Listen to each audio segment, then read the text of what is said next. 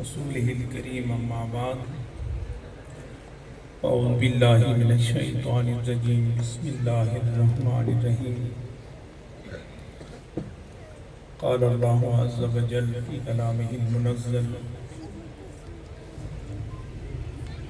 وما أرسلناك إلا رحمة للعالمين صدق الله العظيم وصدق رسوله النبي الأمين ونحن على ذلك لمن الشاهدين والشاكرين والحمد لله رب العالمين إن الله وملائكته يصلون على النبي يا أيها الذين آمنوا صلوا عليه وسلموا تسليما اللهم صل على سيدنا ومولانا محمد وعلى آل سيدنا ومولانا محمد وبارك وسلم عليه صلاة وسلاما عليك يا رسول الله وعلى آلك وصحبك يا حبيب الله.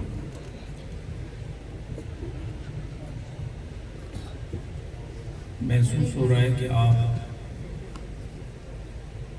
تھکے ہوئے ہیں،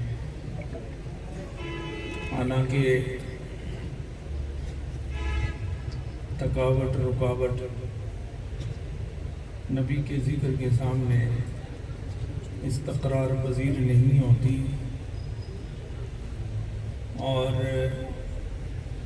اچھا مجمع ہے ماشاءاللہ اہل ایمان کا. جب بھی دروشی پڑھیں تو اس عقیدے سے پڑھیں کہ نبی سماعت بھی فرماتے ہیں اور جواب بھی عنایت فرماتے ہیں. سبحان اللہ. تو نبی سے اس سلام سے درود سے امتی ہم کلام ہو اور توجہ نہ ہو تو یہ خود کی محرومی ہے، نبی کے کرم میں کوئی کمی نہیں.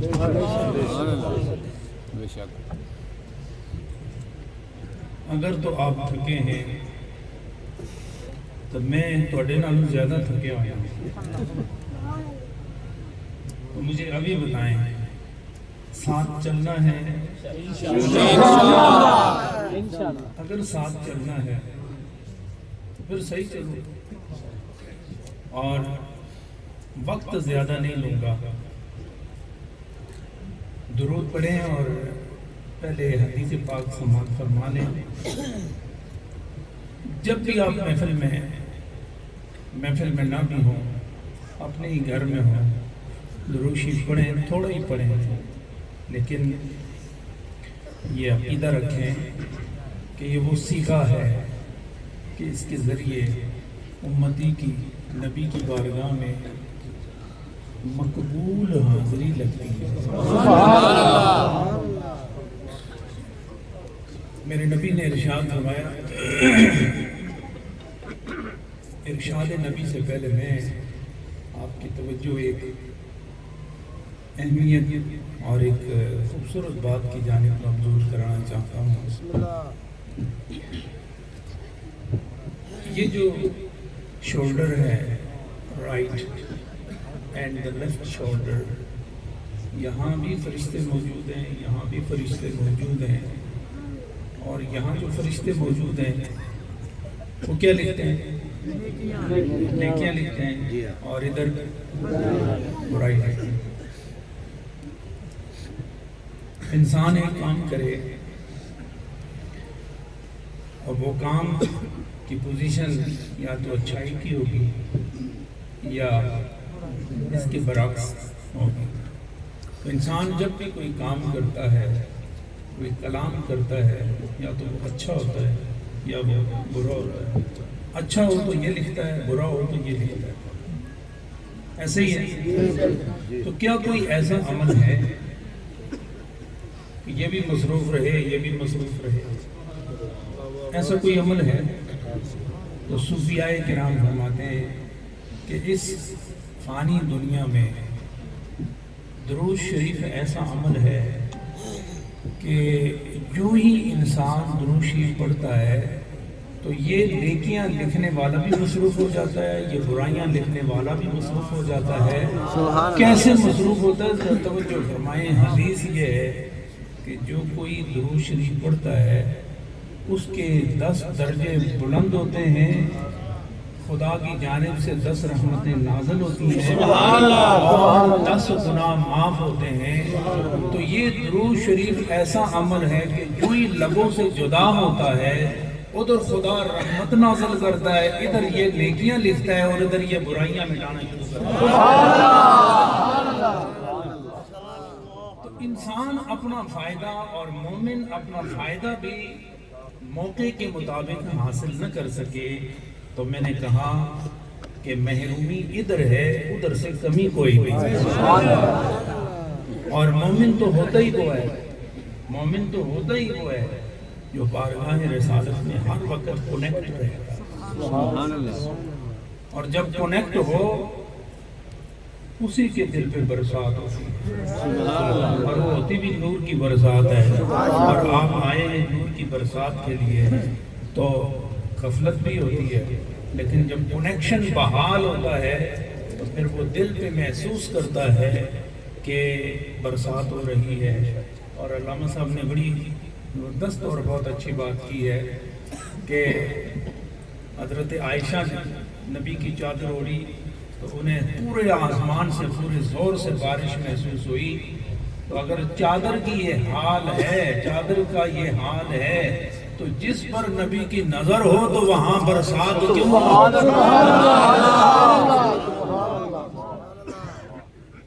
اسی انداز میں آپ محبت کے ساتھ، اس عقیدے اور اس یقین کے ساتھ کہ نبی سنتے ہیں، جواب عطا فرماتے ہیں، اور نبی کہ اس درود کی ذات پر پیش کیا جاتا ہے، اللہ کی بارگاہ سے برسات بھی نور کی جاری ہو جاتی ہے۔ تو تمام جتنے یہاں بیٹھے بلند آواز کے ساتھ دیکھیں، یہ بھی ایک ذہن میں رکھیں، یہ اپنے لیے نہیں ہے، یہ آپ کے لیے ہے۔ میں اپنے لیے کروں گا، آپ اپنے لیے کریں گے۔ کیا برسات ایسے ہیں ممکن کہ آسمان سے بارش ہو رہی ہو تو سارے اس میں شریک ہونا چاہیں تو شریک ہو جائیں، بارش نازل ہو رہی ہو اور کسی کا دامن خشک رہ جائے؟ ایسا ممکن ہے؟ نہیں ہے نا۔ تو پھر یہ جو بارش ہو رہی ہے اور ہونی ہے مزید، تو پھر اس میں کمزوری نہیں دکھانی چاہیے، بہت ذوق اور شوق اور غفور محبت کے ساتھ بارگاہ رسالت میں ہدیہ درود و سلام پیش فرمائیں۔ اللہم صلی علی سیدنا مولانا محمد وعلی سیدنا مولانا محمد وبارک وسلم علیہ صلاۃ و سلام علیک یا رسول اللہ وعلی آلہ وصحبہ۔ حاضرین گرامی مرتبت، علماء کرام، نعت خوان حضرات، بالخصوص حضرت سید شاہ نور شاہ صاحب، حضرت علامہ عرفان قادری صاحب، حضرت علامہ حافظ حسن علوی، دیگر تمام،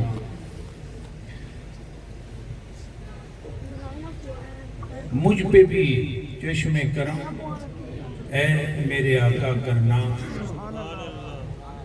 اسی چشم کرم کا نشانہ بننے کے بیٹھے ہم یہاں پر۔ پیر نصیر صاحب کیا کہتے ہیں کہ مجھ پہ بھی چشم کرم اے میرے آقا کرنا، کہ حق تو میرا بھی ہے رحمت کا تقاضا کرنا، حق تو میرا بھی ہے رحمت کا تقاضا کرنا۔ اور دیکھیں وہ اپنے آپ کو بارگاہ رسالت میں کس طرح پیش کرتے ہیں، عاجزی اور انکساری کا کون سا میزان اور معیار پیش کر رہے ہیں۔ فرماتے ہیں میں ایک ذرہ ہوں اور مجھے وسعت صحرا دے دے،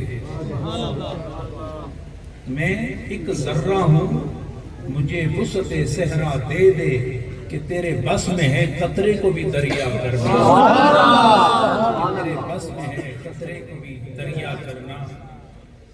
اور آگے محبت کی بات کرتے ہیں، فرماتے ہیں ان صحابہ کی خوش اتوار نگاہوں کو سلام۔ سبحان اللہ۔ ان صحابہ کی خوش اتوار، یعنی بہت خوبصورت لفظ کا استعمال کیا ہے، خوش اتوار۔ ایسا ہوا نہیں کہ صحابی کی نظر ہو، صحابی کی آنکھ ہو اور اس کی عادت چہرے رسالت کو دیکھنے کی نہ ہو، یہ ہو نہیں سکتا۔ تو جس آنکھ کی یہ عادت ہو تو فرمایا وہ خوش اتوار ہے۔ فرمایا ان صحابہ کی خوش اتوار نگاہوں کو سلام، جن کا مسلک تھا طواف رخ زیبا کا، جن کا مسلک تھا طواف رخ زیبا کا۔ اور آگے فرماتے ہیں، بہت لمبی نعت ہے، فرماتے ہیں کہ تو کسی کو بھی اٹھاتا نہیں اپنے در سے۔ تو محب عاشق جہاں بیٹھ جاتا ہے تو وہ تصور میں انہی کا در رکھتا ہے اور ان کے در کے سامنے اپنے آپ کو محسوس کرتا ہے۔ تو آپ بھی نبی پاک کے در پر آئے ہیں، ہم بھی یہاں آئے ہیں، اور ان کی عادت کیا ہے، ان کی شان کیا ہے، ان کے اتوار کیا ہے، ان کا پیار کیا ہے کہ تو کسی کو بھی اٹھاتا نہیں اپنے در سے، کسی کو بھی اٹھاتا نہیں اپنے در سے کہ تیرے شان کے شایع نہیں ایسا کرنا۔ تو آج ہم سب انہی کے در پہ بیٹھے ہیں، اور در پہ بیٹھنے والے کو ضرور نوازا جاتا ہے۔ تو بس اپنے آپ کو در پر پیش کرو، پھر دیکھو کہ وہ کیسے نوازتے ہیں۔ حضرات گرامی، بڑی مشہور معروف آیہ کریمہ اللہ کے کلام معجز نظام سے میں نے تلاوت کی ہے، اور آپ عموماً علماء کرام سے اس کو سنتے آئے ہیں۔ میں چند چیزیں عقیدے کی بنیاد پر آپ سے اس آیت کے زمرے میں ڈسکس کرنا چاہتا ہوں، تاکہ ہمارا عقیدہ جو ہے وہ ہر حال میں بحال رہے، اور عقیدے کی روشنی میں عمل سے جو بہار نصیب ہوتی ہے وہ ہم میں سے ہر ایک کو نصیب ہو۔ اللہ نے فرمایا کہ اے محمد عربی، ہم نے آپ کو سراپا رحمت بنا کر بھیجا۔ سبحان اللہ۔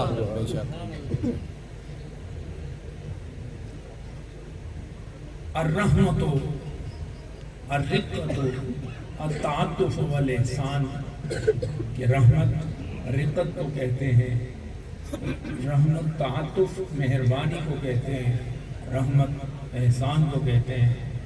اللہ رب العزت کی بارگاہ میں ہم دیکھتے ہیں تو وہاں رقت نہیں ہے، رقت ادھر ہے، وہاں تعاطف ہی تعاطف اور وہاں احسان ہی احسان ہے۔ رقت آنسو نکالتی ہے اور اللہ کے ہاں آنسو کا کوئی تصور نہیں، اسی لیے کہتے ہیں کہ محمد عربی کو رقت کا پہلو بھی عطا کیا گیا اور احسان کا تصور عملی طور پر بھی دیا گیا۔ اللہ روتا نہیں، اللہ کی آنکھ ہے لیکن وہاں آنسو نہیں، کیونکہ وہاں رقت نہیں ہے۔ فرمایا اے محمد عربی، ہم بھی رحیم ہیں، تم بھی رحیم ہو، ہم بھی رحمت والے ہیں، تم بھی رحمت والے ہو، لیکن فرق یہ ہے کہ ہم ازل سے ابد تک رحیم ہیں، رحمان ہیں، ہم اصل میں رحمت کا منبع ہیں، اور ہم اپنی رحمت کا اظہار اور ہم اپنی رحمت کے لیے مظہر عتم تمہیں بنانا چاہتے ہیں کہ ساری دنیا کو پتا چلے کہ رحمان کون ہے اور اس کی رحمت تقسیم کرنے والا سبحان اللہ۔ میں اے نبی آپ رحیم ہیں اور رحمت والے ہیں۔ تو حضرت احمد سعید قاضمی شاہ صاحب رحمۃ اللہ تعالیٰ علیہ بڑی خوبصورت تحقیق انہوں نے پیش فرمائی ہے۔ آپ فرماتے ہیں کہ اس سارے جہان عالمین کے لیے حضور صلی اللہ علیہ وسلم رحمت ہیں، اور آپ کو معلوم ہوگا کہ اس جہان رنگ و بو میں کتنے عالم ہیں۔ تو مفسرین، محققین، مدققین فرماتے ہیں کہ اللہ رب العزت نے 18,000 عالم پیدا کیے ہیں، اور میرا اور تیرا نبی ہر عالم کے لیے رحمت ہے۔ کوئی ایسا عالم نہیں کہ ہو عالم اور اس کے لیے میرا نبی رحمت بن کر نہ آیا ہو۔ یہ ممکن نہیں ہے. اب جتنا بھی عالمین کا تصور اس دائرہ امکان میں موجود ہے، اس عالم امکان میں رہنے والے عالم کے لیے میرا نبی بولو رحمت. آپ فرماتے ہیں کہ یہ چیز طے ہو گئی کہ جو چیز مقام مدح میں نازل ہو وہ ممدوح کے ساتھ خاص ہو جاتا ہے. تو یہ حضور صلی اللہ علیہ وسلم کے لیے مقام مدح ہے، اور مقام مدح میں جو تخصیص رحمت عالمین کے ساتھ کی ہے، اس سے کوئی اور مراد نہیں ہو سکتا.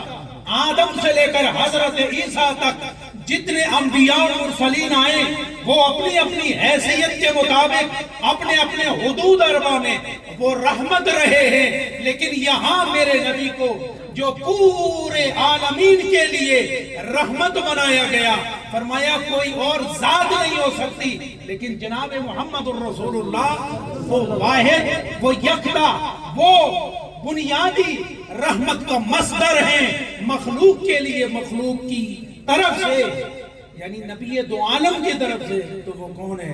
فرمایا وہ جناب محمد الرسول اللہ صلی اللہ علیہ وسلم. سبحان اللہ. نعرہ تکبیر، پیار نال عشق نال تے محبت نال نعرہ مارو. نعرہ تکبیر، پیار نال نہیں بجائے، عشق نال مارو، محبت نال. نعرہ تکبیر، اللہ اکبر. نعرہ رسالت، یا رسول اللہ. نعرہ رسالت، یا رسول اللہ. تاجدار ختم النبوت، زندہ باد زندہ باد. تاجدار ختم النبوت، زندہ باد زندہ باد. نعرہ حیدری، نعرہ غوثیہ، آستانہ یا نعرہ علی شریف. حضرات گرامی،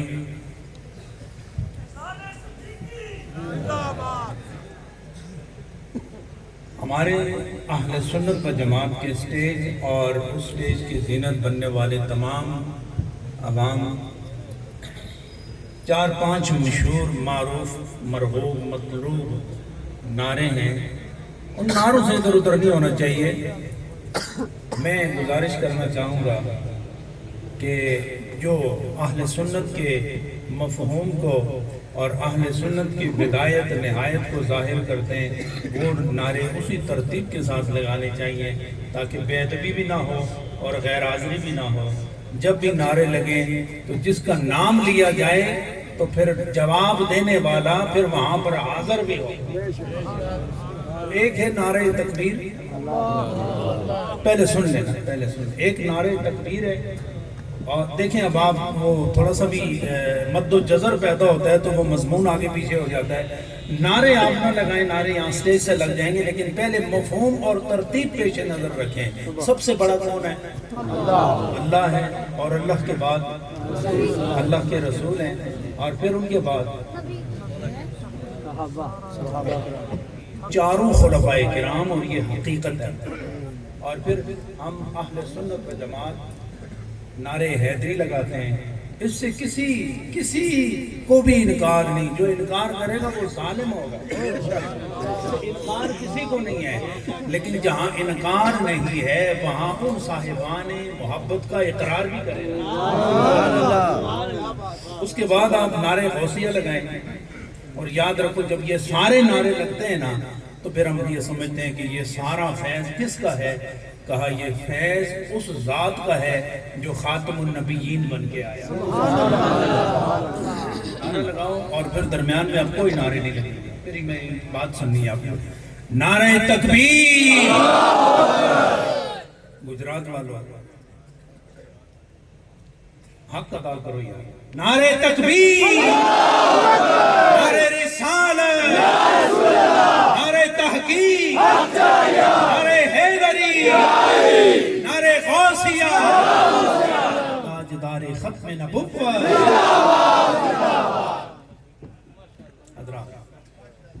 حضرت پیر سید احمد سعید کاظمی رحمۃ اللہ تعالی علیہ فرماتے ہیں کہ جب یہ ثابت ہو گیا کہ رحمت للعالمین حضور صلی اللہ علیہ وسلم کی ذات ستودہ صفات ہیں، کوئی اور نہیں، تو پھر یہاں سے 4 مسائل نکلتے ہیں اور بیعت وقت نکلتے ہیں، اور اس پر عقیدہ رکھنا بفہوائے این آیا لازم ہو جاتا ہے، اور پھر وہ ایمان کا حصہ بن جاتا ہے کہ جو رحمت للعالمین ہوتا ہے، سنیں میری بات، جو رحمت للعالمین ہوتا ہے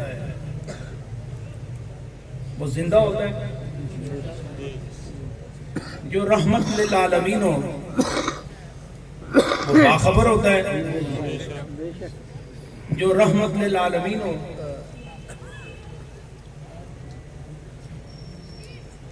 با اختیار ہوتا ہے،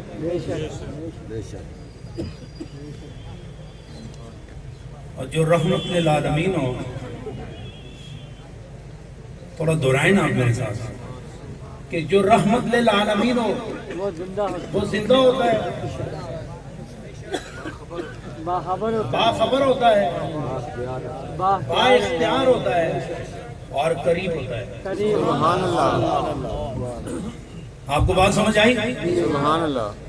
کہا یہ ممکن نہیں کہ رحمت للعالمین ہو اور وہ زندہ نہ ہو، کہا یہ ممکن نہیں جو رحمت للعالمین ہو وہ قریب نہ ہو، یہ ممکن نہیں جو رحمت للعالمین ہو وہ با اختیار نہ ہو، وہ ممکن نہیں کہ رحمت للعالمین ہو یہ چاروں صفات اس میں موجود نہ ہو، اور یہ طے ہے کہ میرا نبی رحمت للعالمین ہے۔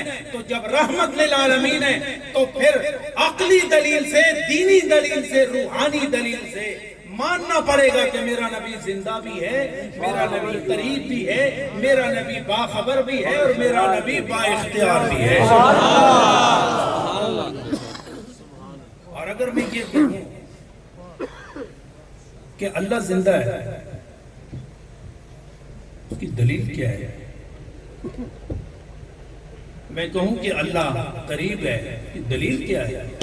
میں کہوں کہ اللہ با اختیار ہے تو دلیل کیا ہے؟ اور میں کہوں کہ اللہ باخبر ہے تو دلیل کیا ہے؟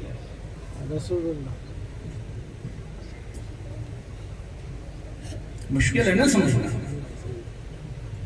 آپ قرآن سے دلیل دے دیں گے، مومن ہے وہ مان لے گا، لیکن سمجھ اس کو پھر بھی نہیں آئے گی کہ اللہ حی ہے تو کیسے، اللہ باخبر ہے تو کیسے،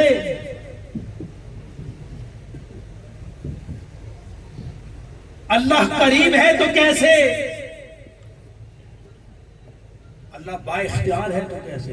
فرمایا ساری صفات اللہ کی ہیں، لیکن منوانے کے لیے، سمجھانے کے لیے کہ اللہ حی ہے، اللہ علیم ہے، اللہ سمیع ہے، اللہ قریب ہے، اللہ ہر ایک کے قریب ہے، شاہ رب سے بھی زیادہ قریب ہے، لیکن سمجھائے کیسے؟ فرمایا سمجھانے کے لیے میں نے جناب محمد رسول اللہ صلی اللہ علیہ وسلم کو بھیجا ہے، اور یہ سارے تصور دے کے بھیجا ہے۔ پہلے میرے نبی کے قرب کو سمجھو تاکہ میرا قرب سمجھ سکو، پہلے نبی کا اختیار سمجھو تاکہ میرا اختیار سمجھ میں آئے، پہلے نبی کا پیار سمجھو تاکہ میرا پیار سمجھ میں آئے، پہلے نبی کی قدرت کو سمجھو تاکہ میری قدرت سمجھ میں آئے۔ یہ یاد رکھو کہ اصل میں ہوں، اور میرے بعد میرے سارے صفات کا مظہر اتم جناب محمد رسول اللہ صلی اللہ۔ یہ آسمان کے ستارے ہیں، آپ وہاں جا سکتے ہیں؟ نہیں جا سکتے۔ آپ اس کے چمک دمک کو کنٹرول کر سکتے ہیں؟ نہیں کر سکتے، لیکن شیشہ صاف ہو، صاف ہو، شفاف ہو، اور ایک ذرہ بھی اس پر میل کچیل نہ ہو، تو آپ آسمان کے ستاروں، چمکنے والے ستاروں کو قریب سے دیکھنا چاہیں تو پھر کیا کریں گے؟ شیشے کو ایسے الٹا کریں گے تو آپ آسمان کتنا بلند ہے، کتنا بلند ہے کوئی تصور نہیں کر سکتا، لیکن جب آپ شیشے کو ایسے دیکھیں گے تو ستارے یہاں قریب نظر آئیں گے۔ آپ ایسے قریب سے ہاتھ بھی لگانا چاہیں گے تو آپ محسوس کریں کہ میری انگلی ستارے کے قریب چلی گئی، حالانکہ ایسا ممکن نہیں۔ آسمان پر ستارے چمکتے اور آپ نے شیشے میں اس کو اتنے قریب سے دیکھ لیا تو کیا معنی نکلا کہ یہ شیشہ جب صاف ہوا، شفاف ہوا ہے ستارے آسمانوں پر، تو اس کا نور شیشے میں اتارنے کے لیے ضروری ہے۔ حالانکہ ستارہ اور ہے، شیشہ اور ہے، وہ بہت دور ہے، یہ نزدیک ہے، لیکن جب یہ صاف ہوا، شفاف ہوا، تو ستاروں کے نور کے لیے اور ستاروں کے قرب کے لیے یہ شیشہ مظہر بنا۔ مظہر جب بنا تو وہی نور جو آسمانوں پہ چمکتا ہے وہ یہاں شیشے میں بھی چمکتا ہے۔ تو اللہ قریب ہے، دلیل کیا ہے؟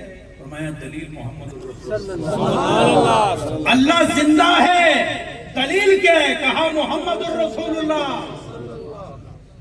اللہ با اختیار ہے، تو دلیل کیا ہے؟ فرمایا جناب محمد رسول اللہ۔ حضرات میں یہ تفصیل میں بیان کرتا جاؤں گا، لیکن دھیان سے یہاں پر اب میں عقیدے کی بات کرنا چاہتا ہوں۔ یہ جو شیشہ ہے جہاں آپ نے ستارے دیکھے ہیں، کیا وہ حقیقت میں ستارے ہو گئے؟ نہیں ہے نا، یہ شیشہ اس کے لیے مظہر بنا۔ اب یہ شیشہ آسمان نہیں، یہاں جو ستارہ نظر آتا ہے وہ ستارہ جو آسمان پر ہے وہ حقیقت میں یہاں شیشے میں نہیں۔ یہ شیشہ آسمان نہیں بن سکتا، آسمان شیشہ نہیں بن سکتا۔ تو آسان کر دوں یہ کہ محمد خدا نہیں بن سکتا اور خدا محمد نہیں بن سکتا، لیکن خدا نے اپنی ساری صفات کا نور جناب محمد رسول اللہ کو فرمایا، اس لیے کہ کائنات والے تم مجھے نہیں سمجھ سکتے، میں نے تمہارے اور اپنے درمیان جناب محمد الرسول اللہ کو رکھا ہے، جو تمہیں بھی جانتا ہے مجھے بھی جانتا ہے، جو تمہارے بھی قریب ہے، جو میرے بھی قریب ہے، جو تمہاری بولی بھی جانتا ہے وہ میری بولی بھی جانتا ہے، وہ عرش ہو یا فرش ہو، میرا نبی عرشی کی بولی بھی جانتا ہے، فرشی کی بولی بھی جانتا ہے۔ 18 لاکھ زبانیں پیدا کی گئی ہے اور اللہ نے جناب محمد الرسول اللہ کو ساری زبانوں کا علم عطا کیا۔ کیوں؟ کہ خلق، مخلوق اور خالق کے درمیان برزخ کبریٰ جناب محمد صلی اللہ علیہ وسلم ہے۔ ہم خدا کے قرب میں نہیں جا سکتے، ہم جائیں گے تو پہلے قرب رسول پائیں گے، تب جا کے قرب خدا میسر آئے گا۔ خدا کو سمجھنا ہو تو پہلے مصطفیٰ کا قرب پاؤ تاکہ خدا کا قرب میسر آ جائے۔ آگے لمبی بات ہے، میں مختصر کرنا چاہتا ہوں۔ 4 کون سے مسائل ظاہر ہوئے؟ مصطفیٰ زندہ ہے۔ اب اگر کوئی کہے کہ نہیں وہ زندہ نہیں، تو یہاں عقیدے کا اختلاف آ جائے گا، اور عقیدے کا اختلاف پیدا ہو جائے تو پھر عمل میں بگاڑ پیدا ہوگا۔ سمجھ آ رہی ہے آپ کو؟ عمل میں بگاڑ پیدا ہو جائے یہ الگ بات ہے، لیکن عقیدے میں بگاڑ پیدا نہیں ہونا چاہیے۔ عقیدہ 100% سالڈ سیمیٹڈ ہو، تب جا کے انسان کو قیامت کے دن نجات نصیب ہوگی۔ اب بات سمجھ آئی آپ کو؟ تو ہم کہتے ہیں، علماء کہتے ہیں، اور عقیدہ ہے ہمارا کہ نبی ہمارا وہ سارے زندہ ہے اور باخبر ہے۔ نمبر 3 بااختیار ہے۔ نمبر 4 قریب ہے۔ یہی تو چیزیں سنیوں میں پائی جاتی ہیں، یہی چیزیں سنیوں میں پائی جاتی ہیں۔ اب میں ایک مرحلے میں آپ کو داخل کرنا چاہتا ہوں کہ اگر زندہ ہو اور باخبر نہ ہو تو کیا وہ اپنی رحمت پہنچا سکتا؟ نہیں پہنچا۔ رحمت پہنچانے کے لیے ضروری ہے کہ وہ باخبر ہو، علم والا ہو، اور علم والا ہو، زندہ بھی ہو اور اختیار نہ رکھتا ہو، تو کیا رحمت پہنچا سکتا؟ نہیں پہنچا سکتا۔ رحمت والا بھی ہو، زندہ بھی ہو، باخبر بھی ہو، با اختیار بھی ہو، لیکن قریب نہ ہو تو رحمت پہنچا سکتا ہے؟ نہیں پہنچا سکتا۔ تو جب رحمت للعالمین ہیں تو پھر ماننا پڑے گا کہ وہ زندہ بھی ہیں، وہ باخبر بھی ہیں، با اختیار بھی ہیں، اور جس چیز تک رحمت پہنچانی ہو وہاں تک پہنچانے کی وہ قدرت بھی رکھتے ہیں اور اس کے قریب بھی ہیں۔ سبحان اللہ، سبحان اللہ۔ حضرات میں اپنی گفتگو ختم کرتا ہوں۔ اب میں نے ایک مثال آپ کو پیش کرنی، اس کے بعد دعا کی طرف ہم نے پڑھنا۔ مکے کی وادی میں حضور صلی اللہ علیہ وسلم کی دعوت حق، دعوت توحید و رسالت جب عام ہونے لگی، بڑے بڑے صنادید قریش اور بڑے بڑے کفار وہ سر جوڑ کے بیٹھے کہ یہ جو دعوت دے رہے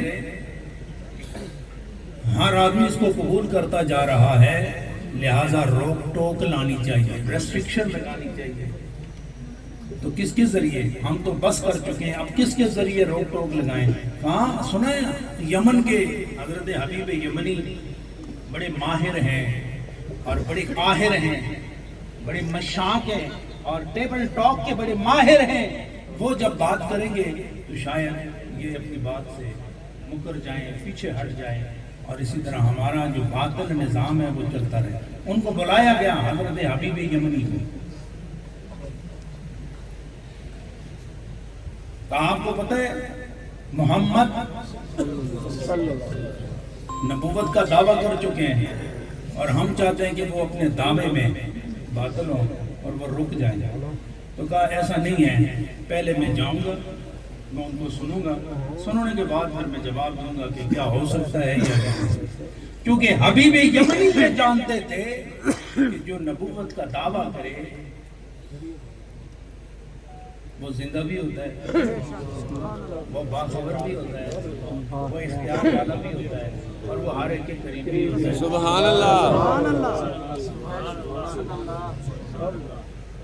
اس وقت کا یمنی، حبیب یمنی جو مسلمان نہیں تھا لیکن عالم تھا، وہ یہ سمجھتا تھا کہ جو نبی ہو اور دعوی نبوت کرے تو جہاں جہاں تک اس کا عنان اقتدار ہوتا ہے وہاں وہاں تک وہ زندہ بھی ہوتا ہے، وہ قریب بھی ہوتا ہے، وہ با اختیار بھی ہوتا ہے اور باخبر بھی ہوتا ہے۔ تو وہ گئے تو کہنے لگے میں نے جانے سے پہلے دل میں کوئی بات رکھی۔ کس نے؟ سارے ناد ہونا۔ تو اس وقت دماغ کی طرح ہے، خیال کی طرح ہے، چشم تصور میں کیا آ رہا ہے؟ مکے کی وادی ہے، نبی ہے، حبیب یمنی ہے، ابھی بات شروع ہوئی، ملاقات ہوئی، تو ملاقات سے پہلے دل میں بات رکھی کہ جو نبی ہوتا ہے اس کی یہ صفات ہوتی ہیں، تو پہلے میں ان کو سنوں کہ وہ کیا کہتے ہیں، پھر میں اپنے دل کی بات دل میں رکھ کے صرف اشارہ دوں گا، پھر میں دیکھوں گا کہ وہ حیات ہیں، وہ با اختیار ہیں، وہ باخبر ہیں، وہ کسی کے قریب ہیں یا نہیں۔ جب ملاقات ہوئی تو پوچھا میں نے سنا ہے کہ آپ نے نبوت کا دعویٰ کیا۔ کہا ہاں میں نبی ہوں اور میں نے نبوت کا دعویٰ کیا۔ تو انہوں نے عرض کیا یا محمد لکل دعویٰ دلیل وما دلیل دعویٰ کا، ہر دلیل کا، ہر دعوے کی کوئی دلیل ہوتی ہے، آپ نے نبوت کا دعویٰ کیا ہے تو نبوت کے دعوے کی دلیل کیا ہے؟ البینۃ علی من ادعا، جو دعویٰ کرے پھر دلیل بھی اسی نے دینی ہوتی ہے۔ اگر آپ نے یہ دعویٰ کیا ہے کہ آپ خدا کے نبی ہیں تو پھر اس کی دلیل کیا ہے؟ آپ صلی اللہ علیہ وسلم نے ارشاد فرمایا کہ تو بتائے گا یا میں بتاؤں گا؟ سبحان اللہ۔ تو بتائے گا یا میں بتاؤں گا؟ تو وہ تو دلیل کی طلب میں آئے تھے حبیب یمنی، تو کہنے لگے میں یہ چاہتا ہوں کہ آپ بتائیں کہ میرے دل میں کیا ہے۔ تو اب نبی کا علم دیکھو، نبی کا فہم دیکھو، نبی کا ادراک دیکھو، اور نبی کی نظر دیکھو کہ جو ظاہر ہو اس کو بھی دیکھتا ہے، جو باطن ہو اس کو بھی دیکھتا ہے، اور اس کی نظر کا عالم یہ ہے کہ وہ خدا کو بھی دیکھتا ہے، وہ مخلوق کو بھی دیکھتا ہے، وہ ماضی کو بھی دیکھ سکتا ہے، وہ مستقبل کو بھی دیکھ سکتا ہے، اور جب وہ ماضی کو دیکھتا ہے تو نہ حال سے بے خبر ہوتا ہے نہ مستقبل سے، اور جب نظر مستقبل میں چلی جائے تو پھر ماضی سے بے خبر نہیں ہوتا، حال سے بے خبر نہیں ہوتا۔ اور میرے نبی کا حال یہ ہے کہ جب وہ حال کو دیکھتا ہے، پریزنٹ کو دیکھتا ہے، خدا کی قسم اسی لمحے میں نہ ماضی سے بے خبر ہوتا ہے.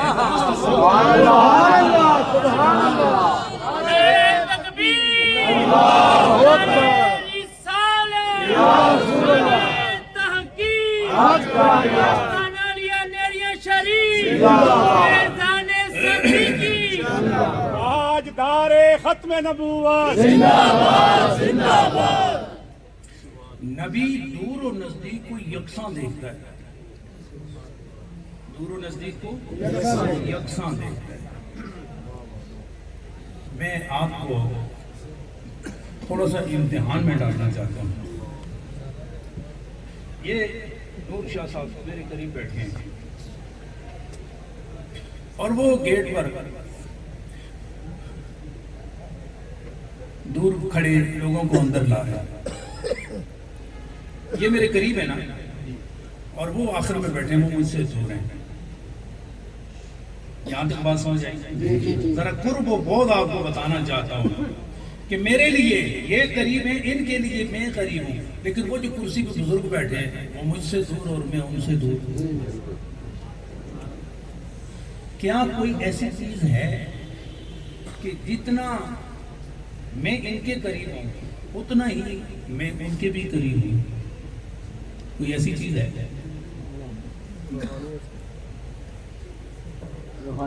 گجرات والے ہو, سمجھ نہیں آ رہی؟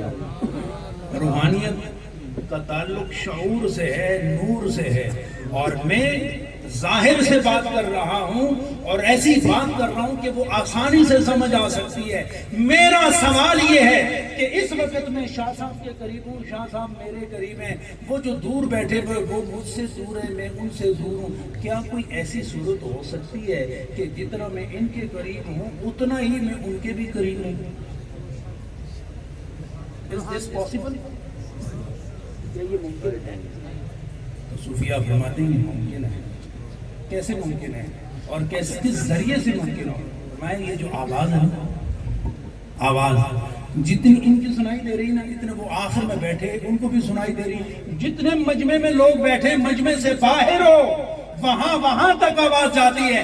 ایسا نہیں کہ یہ پہلے سن رہے ہیں وہ بعد میں سن رہے ہیں. میرے منہ سے آواز کا نکلنا اور بیک وقت ہر ایک کا سن لینا, یہ کیا ہے؟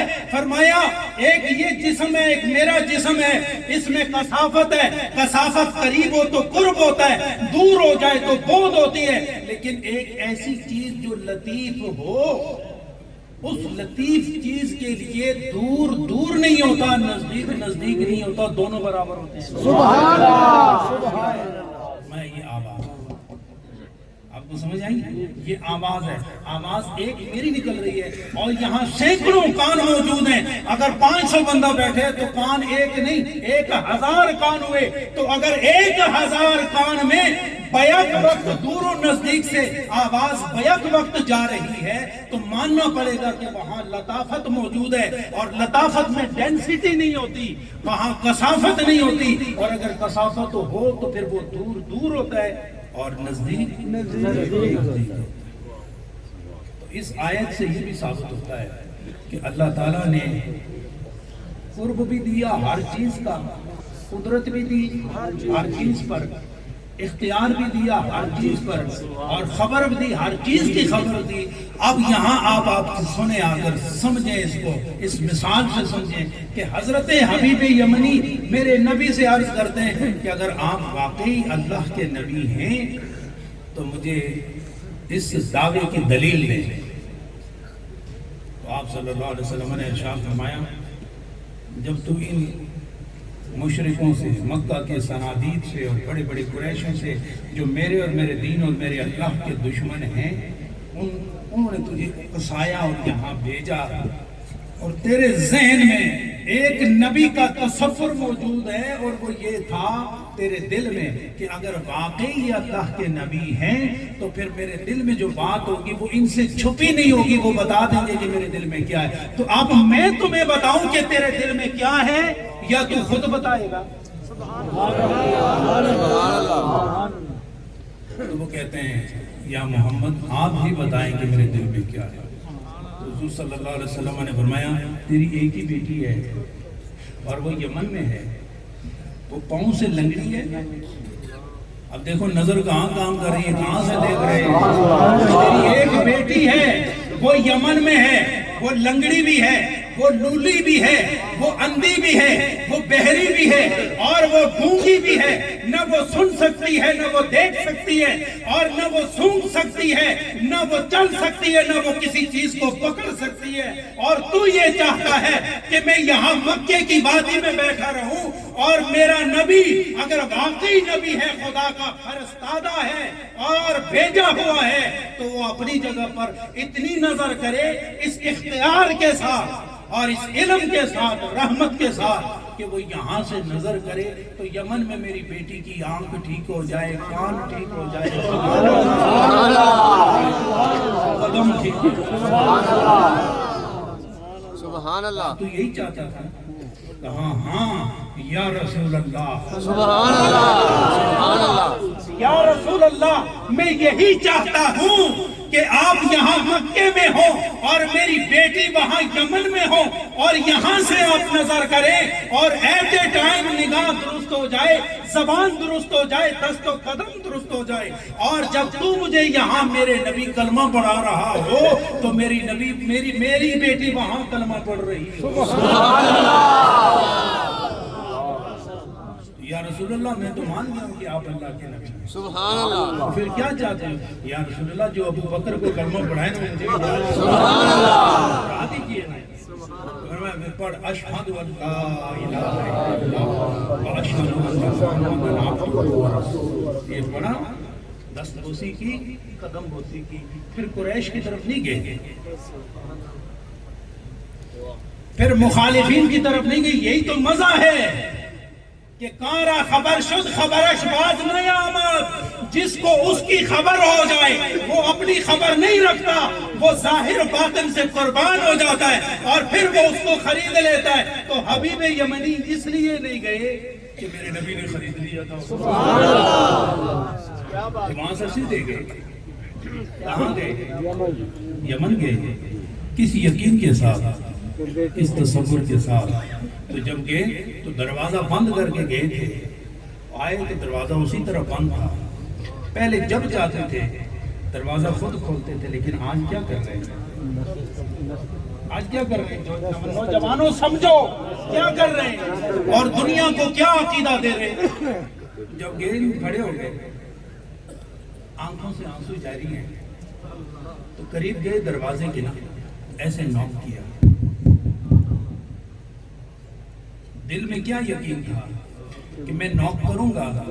تو جب اس سے میں باہر گیا تھا دروازے سے, تو اندر بہری چھوڑ کے گیا تھا. اب میں دیکھتا ہوں کہ وہ سنتی ہے کہ نہیں. تو یقین کے ساتھ دستک دی کہ وہ سنے گی, اور جب وہ سنے گی, وہ اٹھے گی تو ظاہر ہوگا کہ قدم بھی ٹھیک ہوں گے, اور جب وہ چلے گی تو اس کی آنکھیں بھی ٹھیک ہوں گی, اور جب آگے آئے گی تو آگے کا نظارہ بھی کر دیتے ہیں. تو انہوں نے اس یقین کے ساتھ دروازے کو دستک دی. تو تھوڑی دیر کے بعد بیٹی آئی, اس نے دروازہ کھولا. تو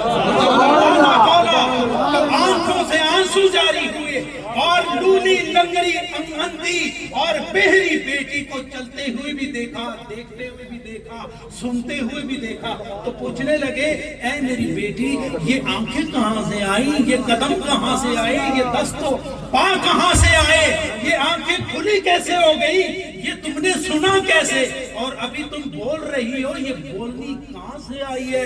تو وہ کہنے لگی کہ جب تم محمد سے باتیں کر رہا تھا, میرے نبی کی نظر مجھ پہ پڑی, تو وہ دستے شفقت پھیرتے گئے آنکھوں پر, تو بینائی آ گئی. منہ پر آیا ہاتھ تو زبان کھل گئی, کانوں پر آئے تو کان کھل گئے, ہاتھ پر آئے تو ہاتھ کھل گئے, قدم کو ہاتھ لگے تو پیر چلنا شروع ہو گئے. فرمایا آگے, فرمایا جب وہ تجھے کلمہ پر آ رہے تھے, ساتھ منہ مجھے بھی کلمہ پر آ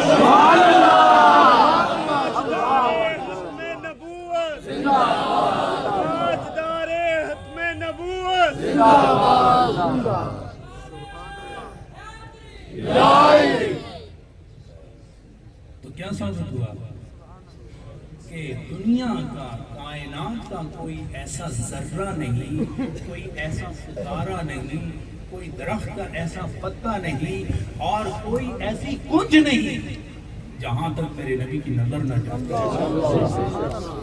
کیوں؟ وما ارسلناک الا رحمۃ للعالمین. سبحان اللہ.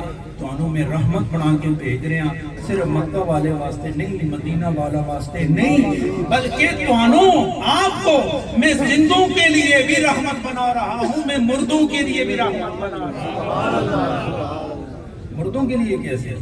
فرمایا تیری امتی دنیا سے چلے جائیں تو تیری رحمت تو ہر چیز پر برستی ہے. جس طرح نور کی برسات میں ہر قطرہ نیچے آتا ہے شبنم کا، تو جو تجھ سے محبت کریں گے اور وہ قبر میں جائیں گے اور تیرا دیدار کریں گے، تو وہ جو دیدار ہوگا وہ رحمت کی بہار ہوگا، اور وہ بہار ایک لمحے کے لیے نہیں ہوگی، وہ قیامت تک کے لیے اس مومن جو مقبور ہو گیا، مخزون ہو گیا، مدفون ہو گیا، تیرا وہاں دیدار اس کے لیے رحمت کا باعث ہے. سبحان اللہ. ہمارا عقیدہ کیا ہے کہ ہمارا نبی بولو سارے زندہ ہے، باخبر ہے، بااختیار ہے. اس پر الگ الگ دلائل موجود ہیں. میں صرف ایک دلیل پیش کر کے گفتگو ختم کرتا ہوں. مجھے یہ بتاؤ کہ کتنی دیر آپ سنتے رہے، آپ کا دماغ، آپ کا خیال نبی کی بارگاہ میں تھا یا نہیں؟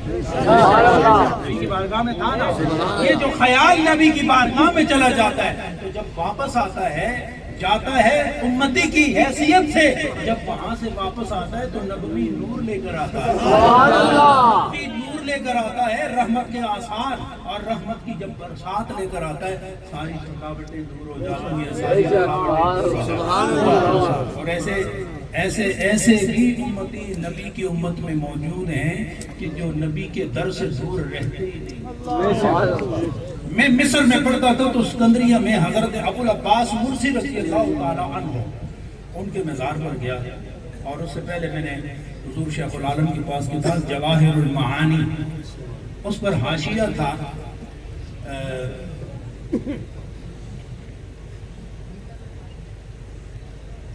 رماح الرحیم علی نحور الرجیم، یہ اس کا حاشیہ. اور میں نے خود بھی وہ عبارت پڑھی ہے، حضرت صاحب نے اس پہ اشارہ کیا تھا. حضرت ابو العباس مرسی کا حوالہ دیا.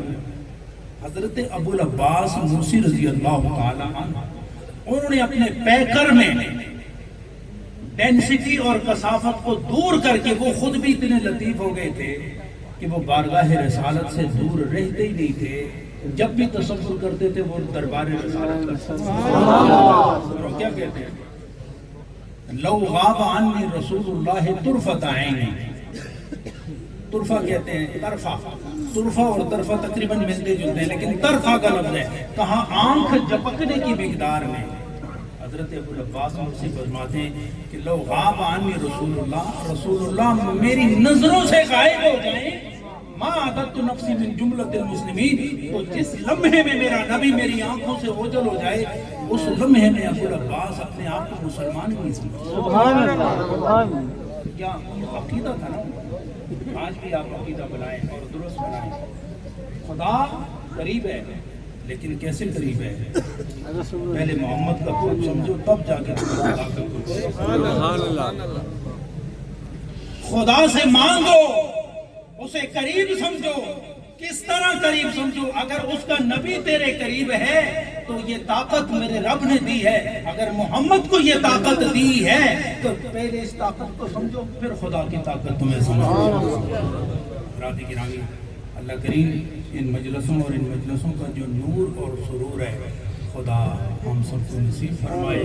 اور میں پوری انتظامیہ کا شکریہ ادا کرتا ہوں. اور میری خواہش ایک اور بھی ہے، وہ یہ، اور میں یہ دعوت اور پیغام بھی دیتے جا رہا ہوں آپ کو کہ خدا را علماء کو سنا کریں، عقائد پہ توجہ دیں، اعمال صالحہ پہ توجہ دیں. یہ جو کانوں کے چٹخارے ہیں نا، آپ سمجھ گئے میرا اشارہ؟ یہ جو کانوں کے چٹخارے ہیں نا، اس سے اپنے آپ کو چھڑاؤ.